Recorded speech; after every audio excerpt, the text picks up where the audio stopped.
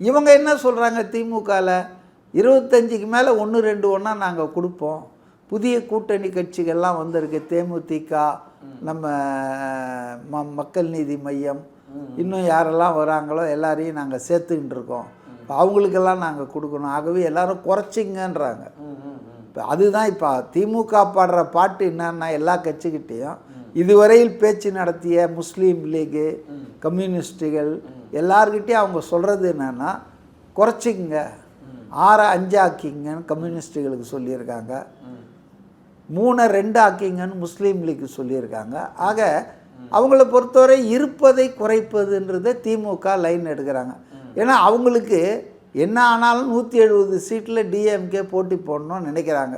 ஏன்னா தனி கட்சி ஆட்சி நடத்தணும், பழைய மாதிரி இந்த கூட்டணி ஏதாவது பிரச்சனை வந்துடக்கூடாது, இப்போ தனிப்பெரும்பான்மை இல்லாமல் போயிடக்கூடாதுன்றதில் திமுக அவங்க தெளிவாக இருக்காங்க.